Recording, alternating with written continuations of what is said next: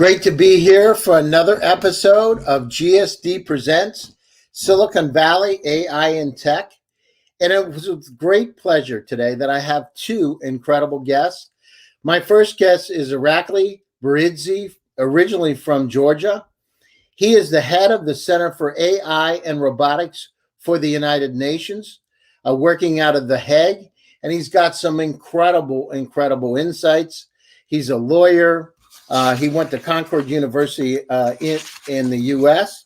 and also the University of Tampere in Finland. He's got a master's degree in international relations, bachelor's degree in political science and government, and of course, he's a lawyer. So amazing combination. And so he's going to intrigue us today with some incredible knowledge about artificial intelligence and the United Nations approach. So with that, Irakli, great to have you today.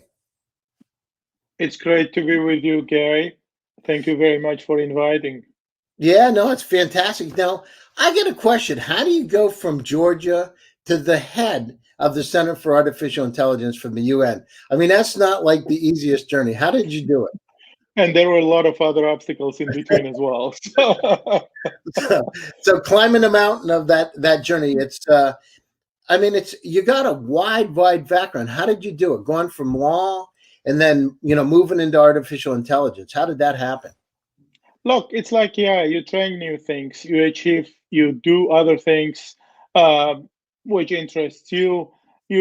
I joined the United Nations back in year 2000 in the capacity of working in the field of disarmament and non-proliferation. My first assignment was working on the issues related to joining, for example, bringing Iraq to join the Chemical Weapons Convention, and working with other regimes like Libya, for example, or other topics related to the issues of chemical terrorism and so on and so forth. So I've been within the United Nations for over 21 years now. Back 5-6 years ago, that's when we started our AI journey there and created the center, and that's where I am now. Originally born in Georgia, born in Soviet Union, rather. At that time it was Soviet Union, although in Georgia we felt that we were sort of a part of the independent states all the time. And then going through the breakup of the Soviet Union, living to the US for studying and continuing my sort of a global journey, ending up here in The Hague as the head of Center for AI and Robotics for the United Nations. Wow, that's amazing. So what kind of things, can you talk about, what kind of things are you looking at today in terms of the application of artificial intelligence and robotics from the UN's perspective? Right. I mean, UN started its sort of real AI examination started back to year 2017 when with the arrival of the Secretary General Guterres. Our center, we established this also back in 2017, looking at issues related to criminal justice, rule of law, crime prevention, and human rights associated to this. So what we are doing now is that we're looking at how AI can be used by criminals and terrorists. So we're conducting cutting-edge research. What are the latest possibilities of doing so? We're also working with Interpol, and we have a specialized platform together with Interpol on how AI can be used by law enforcement, and how to assist law enforcement agencies actually to use AI in a responsible manner. And we're also developing various applications to solve crime-related problems with support of artificial intelligence applications and tools. Wow, that's amazing. So I got a question for you. So, quantum computers, on the slow side can be 100 million times faster than a supercomputer. And then to put it for the audience perspective, what would take 10,000 years on a supercomputer can be done in 200 seconds on a quantum. How is that going to affect our world and security from the UN perspective? I mean, it's like there's incredible, and then you combine that with unsupervised AI. I mean, it's like anything in the positives possible and the negatives possible. What do you think? I fully agree. So yes, certainly it has the two sides of the coin, positives possible and accelerated way on the negative side too. I will answer it in this way. Look, back in 2010, as a human species, we accumulated 1 zettabyte of data. Right now, in 2021, we have around 45 zettabyte of data, and it is projected that in 2025 we will have 175 zettabyte of data. So if you look at this accelerated growth of the accumulation of data, we would need supercomputers, we would need the massive AI applications, we would need all this technology to make sense of the data. Otherwise, we will be basically drowned into that tsunami of the data.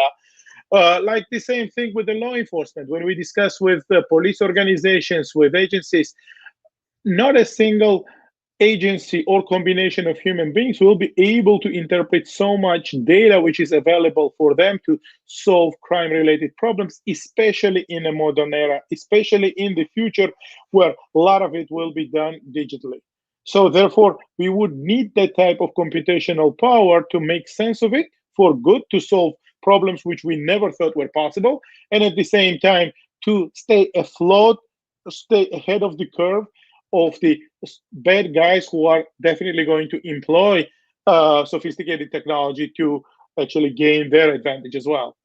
Well, I mean, the one thing you could use unsupervised AI to be able to really predict where there's going to be a problem. And I actually wrote an article about this and then basically fill the hole before it becomes a problem, right? And so, Yes, I mean, yes, with a pinch of salt there, because there are a lot of applications on predictive policing, so-called, and it has caused a lot of negative publicity or a lot of negativity as well. What we don't want to advocate is any kind of discrimination or any kind of like a sort of a deepening of inequalities, which sometimes this type of applications can be involved in. Therefore, what we want to see is that AI being used to solve problems without eroding human rights, without deepening discrimination or exacerbating inequalities. Therefore, we are advocating a responsible use of artificial intelligence. I can tell you later with that we, together with Interpol, we're developing specialized toolkits for the use of AI for law enforcement globally. And these are kind of really practical tools how around the globe the law enforcement agencies will be using. well, I mean, I can imagine having a not smart, but a legal intelligent assistant to like be the guardian angel, to be able to go out with an enforcement officer, to be able to give them insights and to be able to do all kinds of things to be able to help you understand. And you're right about it. You know, on the planet Earth today, there are 40 zettabytes of data.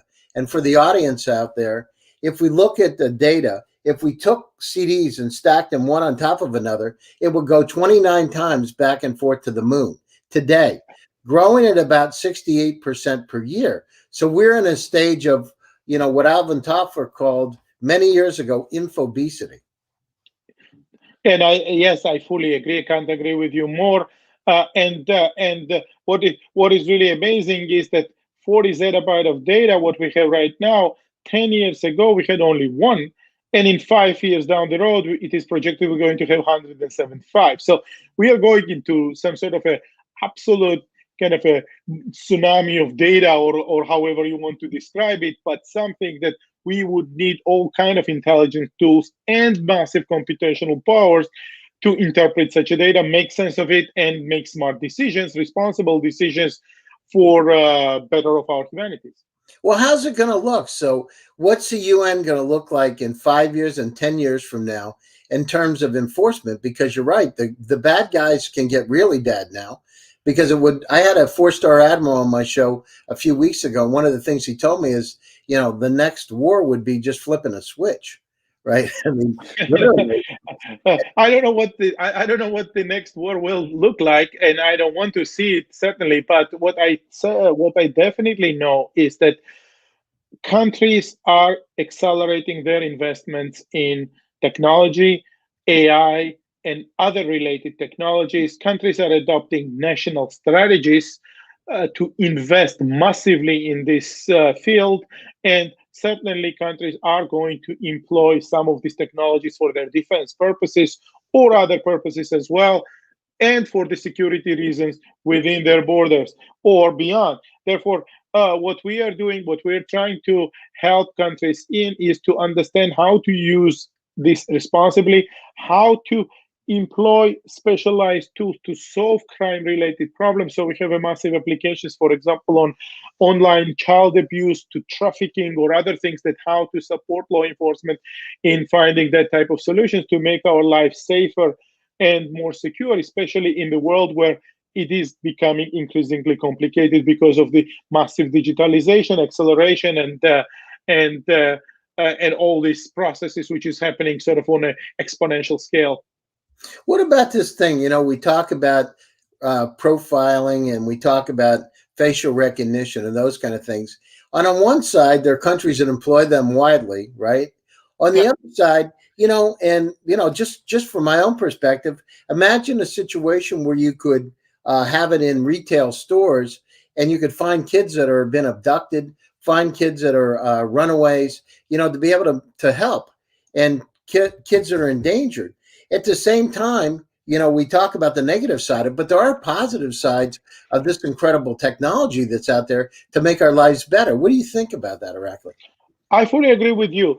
If this technology was all about bad and discrimination and sort of a massive error, so it would be very simple. We would just simply ban this technology on international scale, and that's it. But at the same time, this technology provides a lot of interesting solutions and a lot of actually excellent solutions as well, where missing children could be found, trafficked people could be found.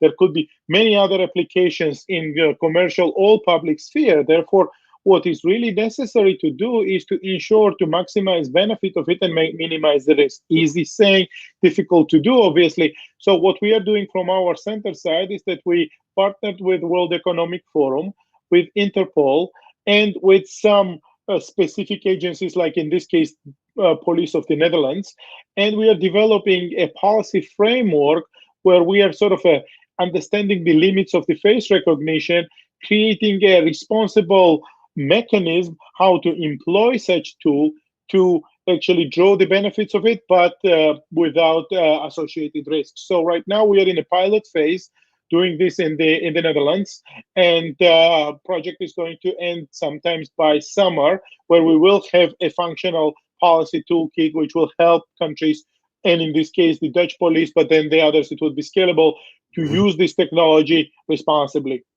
No, that's the key, responsibly. And what about, one of the companies we work with is using decentralized cybersecurity in an entirely different mode. The developer is a PhD out of California from IIT and has serial entrepreneur. But I mean, it fascinates me when you start to talk about ways to be able to thwart these bad guys. And they're getting worse too. They're getting real good, Irakli. Oh Really, yeah. you know. Phishing schemes and all that. I mean, they're getting. I don't want to say surgically precise, but surgically precise. They're really good Oh at it. yeah. Oh yeah, they're getting extremely good. And I encourage the audience to look at our latest report, which we issued together with Europol and Trend Micro. Report came out end of November last year, so this is really fresh.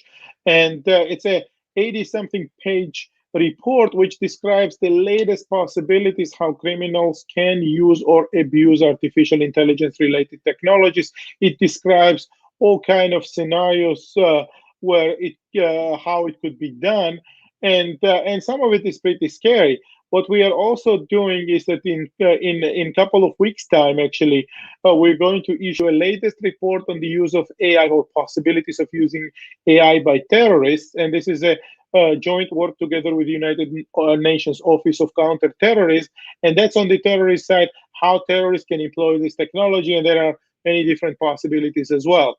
Well, sort of on the positive side, though, why we doing this work is that empowers. Let me tell you, it's so interesting, and I know we got to look at the positive, but can we just like, what are the top three things that they're employing AI today, the bad guys, that people ought to look for? So my audience out there, what kind of things are they doing that could affect them and they need to be on guard for? Well, look, on the sort of on major, bigger scale, what we're looking at is the digital threats. So anything which is now done by cyber criminals and basically hackers by manually doing it will be done by AI type of tools where it would not require to get paid, it would not require to sleep, rest, eat, or anything like this. It would work 24 hours, finding loopholes to penetrate systems. So basically, work really tirelessly to do that. And learn from its own mistakes, self-learn, and then sort of accelerate the process. Second, we're looking at physical threats.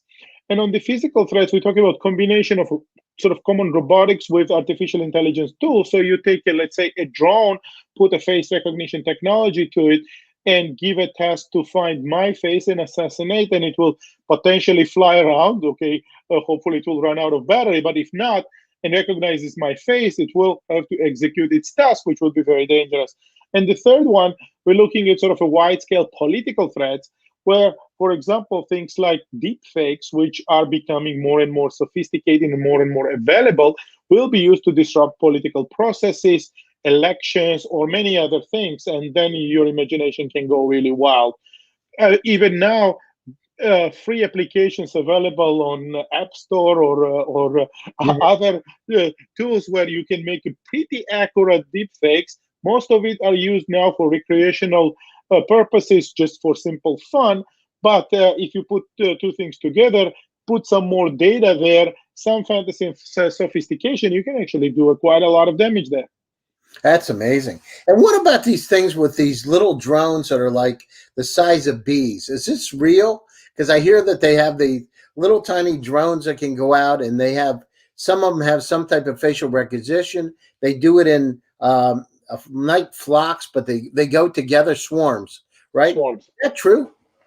Well, I have not seen swarms myself, but potentially it is true, and potentially this could be. I mean, this technology exists, and I won't be surprised if very soon we will see the type of swarms employed. Hopefully, we're not going to see them in action doing criminal type of sort of activities and bad stuff. But at the same time, I see no reason why they won't be existing. That's amazing. And let's talk about the good. Let's talk about how we can use AI for the good. What are we talking about from United Nations perspective? Where can Well, we use it, and how is it being employed? That's a good question, and actually the reason I initiated the Center for AI and Robotics within the United Nations was indeed that I do see a tremendous potential of this type of these technologies and related technologies to do a lot of good, to solve problems, and to make our lives sort of a safer, happier, and wealthier place to be. Now, on the basic side, the United Nations has sustainable development goals. These are the big 17 goals to achieve by 2030. This is things like no poverty, clean air, climate change, and all of this type of initiatives where we have a specialized process with the UN. We call it AI for Good summits, where we take the AI related applications and examining how it can contribute in the fulfillment of the United Nations Sustainable Development Goals. And while these are very ambitious goals, at the same time, we do need to employ all possibilities to support its fulfillment, and AI applications have a tremendous potential in that regard. So we have now 4 years in a row running this global process. More and more organizations are supporting it. 46 UN agencies plus private sector, civil society, academia supporting such a tremendous effort, and we see more and more people are joining this. Now, from our center side, what we are doing is that we are examining how AI can solve crime-related problems. And currently, one of our big flagship applications or projects is a cooperation together with the Ministry of Interior of United Arab Emirates, where we are building and developing a specialized hub for law enforcement to employ AI applications in combating sexual abuse of children. Abuse of children. That's fantastic. And how does that work? I mean, what is it? I mean, is it facial recognition, or what kind of technologies do you employ? So right now there are many type of AI applications which support this process. Things like, for example, victim identification. Victim identification in the child abuse cases, especially the online child abuse cases, is something which is really required and needed for the law enforcement agencies. And more accurate the victim identification is, uh, easier and more sort of more progressive could be the solution to these problems. Plus, don't forget that with sort of lockdowns related to the COVID and the other this type of situations, this problem has accelerated tremendously. More children have access to internet. More children are at home, and perpetrators are also at home who are actually employing the online means to access their victims.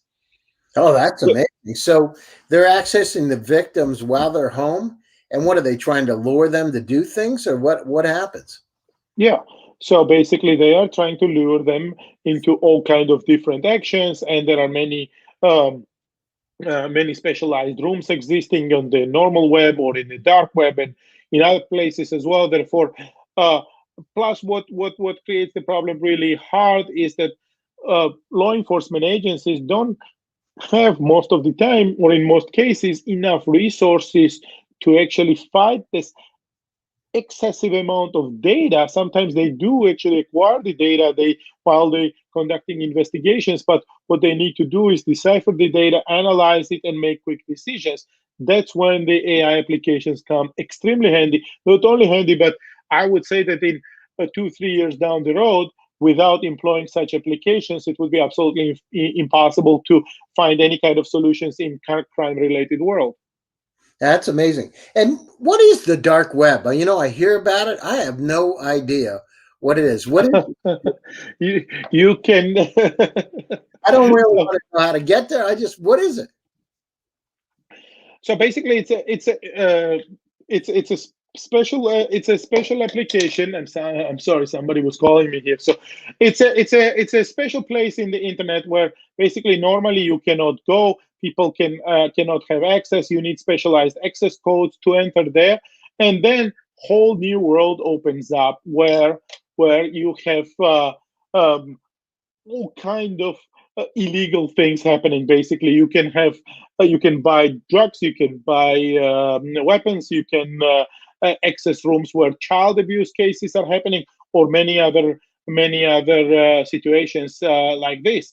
Therefore, well, for the law enforcement and for us, it is really important to not only understand it but also see the means how we can actually employ the technology to curb out this problem.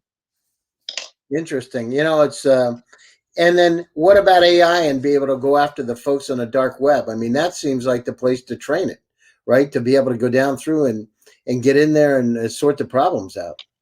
Certainly, and that's why I mean what we are doing now is that sort of conducting a lot of research in that field and try to understand what are the best applications, what are the sort of solutions where we can employ this kind of tools, and yes, how to assist the UN member states, because our main mandate is actually to support the countries, to empower them, to employ them, to give them the tools for them to fight that type of crime.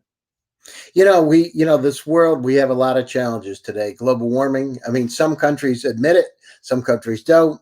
Some countries think it's fake news, but in reality, I mean, it's happening today, and we're faced with the issues. And over the last year, it's been the first time we've been able to see the Himalayas in the last 30 years because of reduction in carbon emissions in India. So we can make a difference on this planet. I love the kind of things that you're doing. And we've got the challenge with overpopulation. The population of the world will go from 8.1 billion to about 13 billion by the end of this century. So we got to figure out how to feed people better, how to be able to make our lives better, how to look out to the stars. And there's 6 billion Earth-like planets in the Milky Way and about 200 trillion galaxies. And I got that from a couple of my astronaut friends. And so we've got an incredible place to explore. And he said that one of the things one of them said is that when you look down at the earth and you're above the earth, you understand just how small we really are, right? Just a little tiny, tiny piece of this amazing, beautiful universe. So, we need to make it better. So in terms of, where you're going. So 5 years, you see that we're going to have more advanced AI. You see the quantum computers coming in also. I think there's a lot of room for good that we can do. And you're right, the bad guys are out there. We just got to, be able to protect. I remember serve and protect, right? So we need to be able to serve and protect. What you're doing is incredible. I really appreciate you coming on my show today. What are your closing thoughts, Irakli, in terms of making the world a better place and how AI can contribute from a United Nations perspective? Thank you, Gary. First of all, thank you for having me on the show. It's great to know you, and it's great to be part of sort of your show as well and your efforts. And what my closing thoughts are, I think this planet, as you said, it's a small planet, and when you see it from the above, you see how fragile we are. At the same time, problems are growing, and these problems are for everyone. It is our problems. Therefore, what we need to be doing is that we need to join efforts to find solutions for the problems which we never thought were possible. I think that we will be defeating a lot of diseases. We will be defeating a lot of issues related to unemployment. I'm an optimist myself. I believe that with use of technology, with use of sort of connectivity, what we have right now, we have an incredible amount of connectivity in this time. We've never been wealthier. We've never been more connected than this before. We will be able to find solution. To me, the key is in multi-stakeholder cooperation, where governments, private sector, academia, civil society, others will work together, but really work together, not on the paper, but actually do real things to find solutions, to accelerate solutions, to accelerate innovation, and to do innovation in a responsible way. Because what we don't want to do is to employ technology which later on will harm us and actually do a lot of harm to the humanity. On the contrary, we want to do this in a way where we'll maximize the benefits of AI and related tech and minimize its risks. So that's why I do what I do, and I invite all your audience, everyone who sees that, to join our efforts, to contact us, to follow me on Twitter or other social media, and let's find joint projects. Let's do joint ventures to find solutions for these accelerated problems. I'm an optimist, and I will leave it on the optimistic way. I believe that in 2-3 years down the road, we will find enormous type of solutions with the help of quantum computer or other tech, and we will bound to live in a happier and safer life. Yeah, thank you, Irakli. Thank you for taking time in your busy schedule. I appreciate your joining my show today, and good luck. And thanks again. We'll be back with part 2 and Vadim. Thank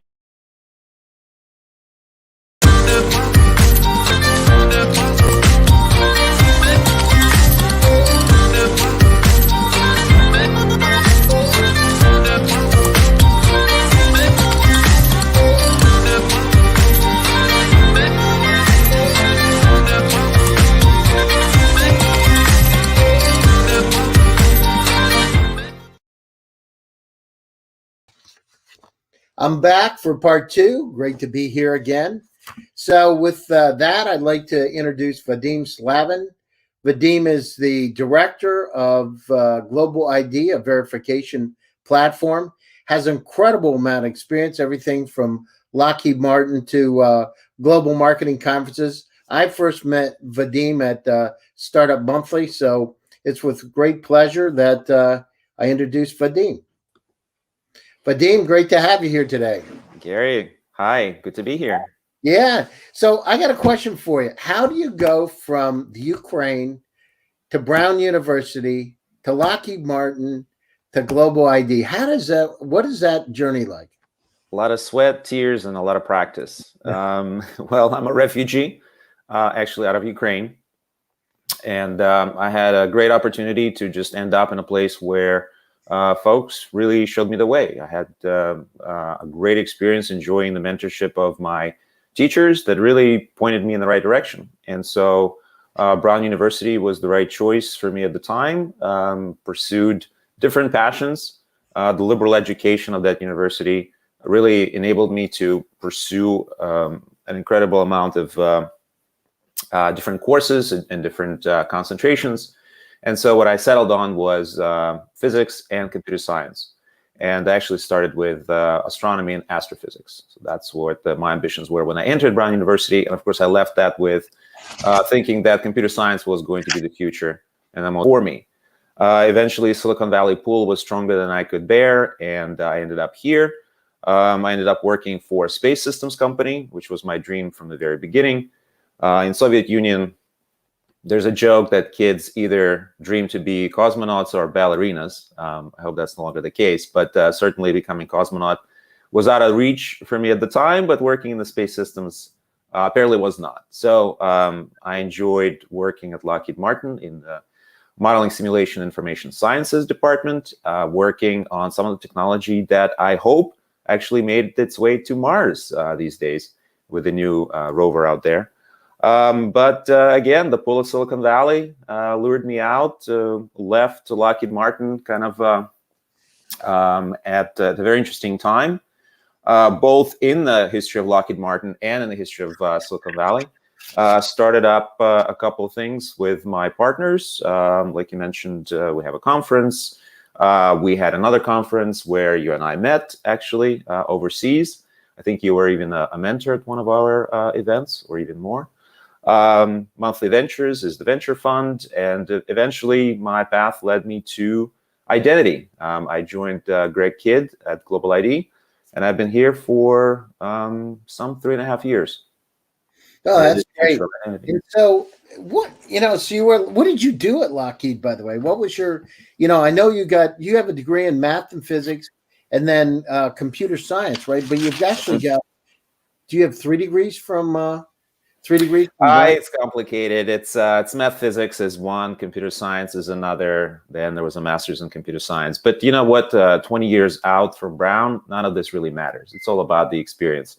If you put a gun to my head and make me code an assembly, I'll probably be able to do it with some tears in my eyes. But at the end of the day, it's the experience that you get learning new things and applying those things to yet newer things. So at Lockheed Martin, I was in the modeling and simulation department. I was leading up a lab called Human Systems Interaction, looking at how humans will actually interact with robotic systems at various different levels of autonomy. So there's a few interesting things that we implemented at Lockheed Martin. And that work actually extended beyond just working with robotic mechanical systems. It actually included work related to software autonomous systems. And so really exploring how humans would interact with robots at various levels of autonomy was really interesting to us. For example, if you're sending a robot to Mars and then there's a delay in communication, a lot of the things that the robot is going to have to do would have to be autonomous. Well, how do you interact with the robot? How do you interrupt the robotic planning? How do you plan the new missions for the next day so that you can really let that rover roll? That's what I've had 2 conversations with 2 astronauts, and when you talk about space and the kind of things that what can potentially be out there, it's just fascinating. It'll be interesting the day when the rover picks up something very, very interesting. And I know we're all waiting anxiously. I'm not sure we should be waiting. Stephen Hawking said, I remember one of his conversations was, we better be careful what we ask for. Remember, we weren't too nice to the Indians, so we better be a little bit careful. But it is interesting. He also said that there's civilizations that could be 100 million years ahead of us, right? And it's fascinating. So you made that journey. By the way, I spent some time at Brown myself, so I was lucky enough when I was working with HP DEC. We actually had a program there that they brought us into. So I rented a sailboat up in Newport Beach and lived in that and commuted back and forth to Brown. Oh, wow. And there were enough of us in the sailboat, so it was cheap. It was a 50 foot sailboat, but we had a pack solid with us in, so it was Brown actually. It was really fun. And those are the days. Actually, it was a summertime up there. Newport was one of the most amazing places I've ever seen. So you've done that. So what are you doing? Tell me a little bit about Global ID and the kind of things you're looking at. What are you doing? What kind of service are you providing, and where could people use it? Yeah, at its core, Global ID is an identity management platform. At Global ID, we believe that every person in this world deserves a right to have an identity. And we are providing tools to enable everybody to claim a digital identity of their own. Now, what is an identity? What is a digital identity? It's just a piece of code. Well, at Global ID, we also believe that there has to be an alphanumeric way to identify a particular person out there. So you're no longer just a document ID in the eyes of the government or in the eyes of anybody else. You have your own name. So the first thing you do to claim an identity is you claim a name which is transferable, like, for example, google.com or any kind of Twitter handle. But to claim it your own, you have to build up and use an identity around it. So you build it up by adding different credentials around your identity. And some of those credentials may be self-declared. Some of those credentials may come from those that you know and that can vouch for you. And some of those credentials can come from verification of your traditional identity, such as your government IDs or your college degree, for example.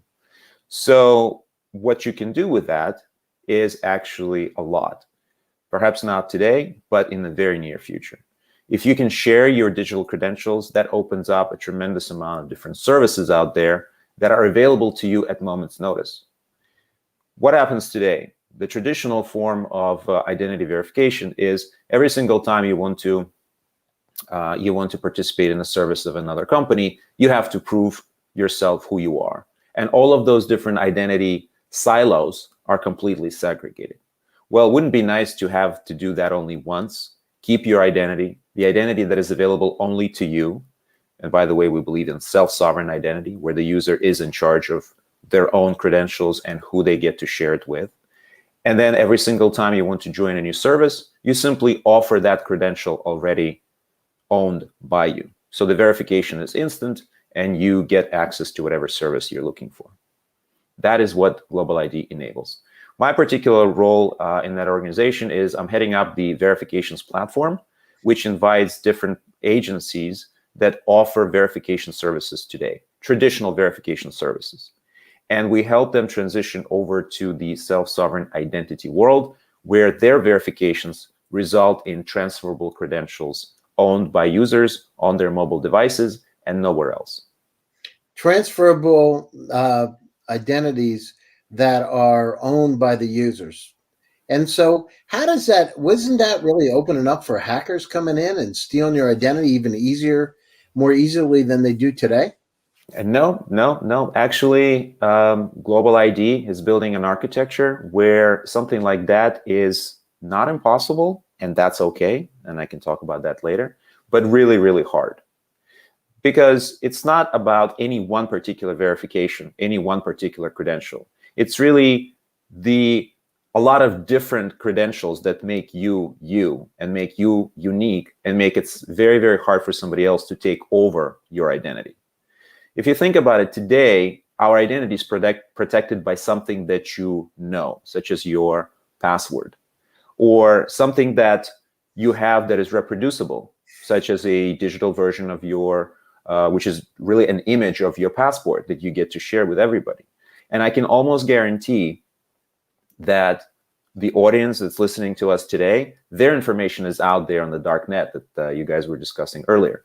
And that information is very, very cheap to get access to. So today, it's not about if you will get hacked and your identity will be stolen. It's really a matter of when. So the solution is not a better verification of any one particular identity piece that you own. It's all about this wholesome way of carefully aggregating the different credentials that you have. And so for somebody to pretend to be you would be very, very hard. Not impossible. Again, it's a probabilistic algorithm, but very, very hard. And so Global ID makes it very, very hard for somebody to be bad on our platform. But at the end of the day, Global ID is not here to say who's good or who's bad. Global ID welcomes everybody in hopes that bad guys actually do use Global ID, because at that point, it will be a lot easier for somebody to figure out that they're bad guys. Yeah, that's interesting. And what happens with quantum computers in terms of global ID? How's that going to, if a quantum computer decides to attack somebody's ID, and you're saying the dark web, so you're saying our information's already out there. What do they do Absolutely. with it, Vadim? So it's out on this dark web. What's happening with our information? So there are images of your documents out there, and I think the last price that I saw was around $2.50 per image of a valid passport, U.S. passport. It's a little bit more. Get it? Where do they get it from? Data leaks. That's what it is. Entropy is expanding. So data leaks out there. There are bad guys that are reselling the data of their employers. There are data breaches all around us all the time. And so that data does leak out there. It's a little bit more expensive if you find a photo ID together with a selfie of the person, because some verification agencies actually do use both forms of verification. So the protection is not about like trying to prevent your information leaking out there. It's really about having a plan for protecting your identity, such as checking your credit history, making sure that your identity is not being misused. But the future that we believe in is something that will help us to mitigate these consequences. So interesting you mentioned quantum computing. Yes, it will make a lot easier to doctor an image and to potentially fool just one verification agency in accepting and verifying and validating an invalid photo ID. However, the future that we believe in is where you will have to perform a lot of different verifications. And it's not just about your government ID. That's only one category of your identity. There's your social footprint. There's your personal information. There's your affiliations with various different organizations, including your employment, including your college degrees. All of that together makes you you. And then to prove ownership of your identity, you need to have something in your hands. And what is the one token? What is the one physical item that is always with you, more often than your driver's license or even your wallet? It is your phone. Mm-hmm. So we believe if your identity is on your phone, and if it can only be on one phone at a time, it's a lot easier for somebody to protect their identity. And what happens if they get your phone? How do they, I mean, can they get into it? Can they hack into your system based on getting your phone and absconding with it or not? Well, at that point, there are again tools that Global ID offers, but there's a little bit of that is up to you, protecting that one token of your identity. Mm-hmm. You can always revoke that identity from your phone and reconstitute it somewhere else. You can appoint different trustees for your identity so that in order for somebody to use it, they would have to go through those people that you trust and convince them that they're pretending to be you. And that makes it a lot harder and hopefully discourages a lot of bad guys from doing exactly this. How big is the company? How many licenses or how many users do you have today? Oh, I stopped counting. We had an explosion of interest actually last week, which was a lot of sleepless hours out there at night. Mm-hmm. But I don't have the latest numbers. Come to our platform, check it out. We're growing very, very fast. Now, do you have how does it work? If somebody wants to sign up, is it individually or is it as a corporation? How do they sign up? For now, it's as an individual, you can sign up. Just go to global.id. Click on a button, and it takes just a few seconds actually to sign up. All you need is a phone number, and you get to claim a name. We don't have millions of users out there, so not all of the interesting names are taken yet. I got a name VS, that's my initials, and until Victoria's Secret wants to claim that name, it's mine, and I may want to resell it later. So if you want Gary, I think Gary's still available, so come check it out. It'll be like Jack on Twitter. No, that's great. And so tell me, you did these events out in the Valley that were really cool events, and you would invite startups and folks. aggregated. Are you still doing that at all? Do you still have those that event service or? No, we took that online, actually. Our community has continued its growth online. Yeah, about 10 years ago, we started Startup Monthly, which was a venue for entrepreneurs, mentors, investors, and anybody in between to come together at a single venue and discuss the interesting ideas of the future. We've seen a number of startups that have come and gone, but the folks that started them and have failed the first, the second, and the third time have now started big companies. So it's actually very gratifying to see those folks succeed after meeting them. So after starting Startup Monthly, we naturally, the next thing was to start a venture fund, which we did, Monthly Ventures. It's still alive today. It's in harvesting mode, but it's meant to be an evergreen fund. So the proceeds from the sales and the exits of previous companies are reinvested. Since about 3.5 years ago, I joined Global ID full time, and that has been my passion. I believe that identity is really Internet 3.0 and 4.0, and it's really the future of our digital world. Yeah, no, identity is important. It's great that you're doing that.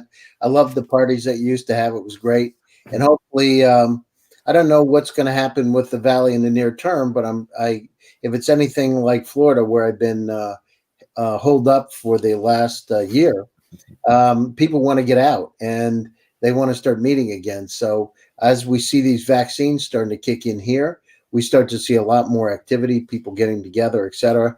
So hopefully in another month or two, we'll be over the top part, the peak of this thing, and start moving in the other directions. But so anyhow, it'll be great to see you again. I'll be back out in California. You too. In the near term, and I appreciate you taking time, Vadim, out of your busy schedule to get together with us today. How do they reach you? What's the best way for folks to come out and reach out to you? Twitter, LinkedIn? Well, guess what I'm going to say? You can reach out to me at Global ID. Claim your identity, create your identity, and then text me, and I'll respond right away. And I'll know who you are, which is the added bonus, because the IDs that you that reach out to you on Global ID, they are verified and they're reputable and they're trustworthy. So that's how I prefer to be contacted these days. All right, sounds great.